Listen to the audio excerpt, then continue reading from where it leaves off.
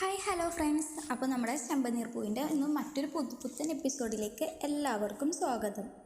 അങ്ങനെ നമ്മുടെ ശ്രുതിനൊക്കെ വീടിന് പുറത്താക്കാമെന്ന് തീരുമാനിക്കുന്ന ഒരു അടിപൊളി എപ്പിസോഡാണ് കേട്ടോ ഇത് ഇന്ന് വരുന്നത്. നമ്മുടെ ശ്രുതിൻ്റെ അടുത്ത് ചന്ദ്രമതി ചോദിക്കുകയാണ്, നിൻ്റെ അച്ഛൻ എന്താ ഇതുവരെയും വരാത്തത്? എയർപോർട്ടിലെത്തി, ഫ്ലൈറ്റ് ഇറങ്ങി, അവിടെ എത്തി, ഇവിടെ എത്തി എന്നല്ലാണ്ട് വേറെ ഒരു വർത്താനവും ഇല്ലല്ലോ. നീ എന്താ ഞങ്ങളുടെ അടുത്ത് നുണ പറയാണോ? നിൻ്റെ കല്യാണമല്ലേ ഞാൻ ഏറ്റവും കൂടുതൽ ആഘോഷിച്ചതും ആഡംബരം ആക്കിയതൊക്കെ. മറ്റു രണ്ടു പേരുടെയും വീട്ടിൽ നിന്ന് ഇതുവരെ ആൾക്കാർ വരുന്നുണ്ട്. വർഷയുടെ വീട്ടിൽ നിന്നാണെങ്കിൽ അവളുടെ അച്ഛനും അമ്മയും വരുന്നുണ്ട്.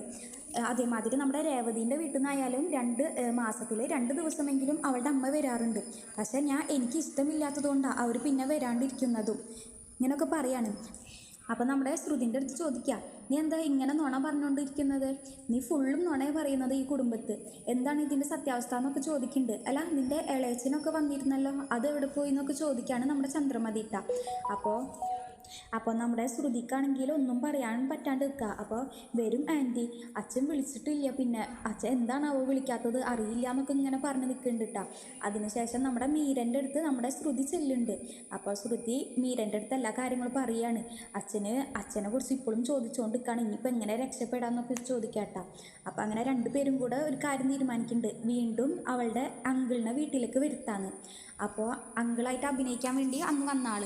അപ്പോൾ അതേ ആൾ തന്നെ വീട്ടിലേക്ക് വന്നിട്ട് വീണ്ടും ഒരു കള്ളം പറയാമെന്ന് തീരുമാനിക്കുകയാണ്. അങ്ങനെ നമ്മുടെ ശ്രുതിൻ്റെ അങ്കിളായിട്ട് വീട്ടിലേക്ക് വരുന്നുണ്ട് ആൾ.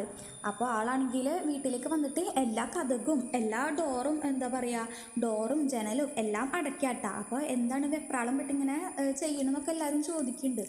അപ്പോൾ അവളുടെ അങ്കിളാണെങ്കിൽ പറയുകയാണ്, ഇതാരും കേൾക്കാൻ പാടില്ല, രഹസ്യമാണെന്നൊക്കെ പറഞ്ഞിട്ട് ഇങ്ങനെ പതുക്കെ പറയാണ്. അപ്പോൾ നമ്മുടെ ശ്രുതിൻ്റെ അച്ഛനെ മലേഷ്യയിൽ ജയിലിലാണെന്നും അവളുടെ അച്ഛനെ ആർക്കോ ചേർന്ന് കുടിക്കിയതാണെന്ന് പറയാം. അപ്പോൾ അത് കേൾക്കുമ്പോൾ തന്നെ നമ്മുടെ ശ്രുതി അഭിനയം തുടങ്ങണ്ടിട്ടാ.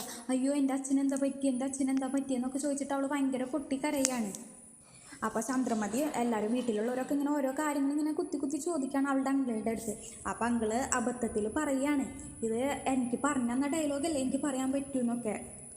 അപ്പോൾ അതിൽ തന്നെ അവർക്കൊക്കെ ഒരു സംശയം തോന്നാണ്. പിന്നീട് നമ്മുടെ ചന്ദ്രമതി ശ്രുതിൻ്റെ അടുത്ത് പറയുന്നുണ്ട്, ഇനിയും നിൻ്റെ അച്ഛൻ ഇവിടേക്ക് എത്തിയിട്ടില്ല എന്നുണ്ടെങ്കിൽ നീ ഈ കുടുംബത്ത് നിൽക്കണോ വേണ്ടതെന്ന് ഞാൻ തീരുമാനിക്കും.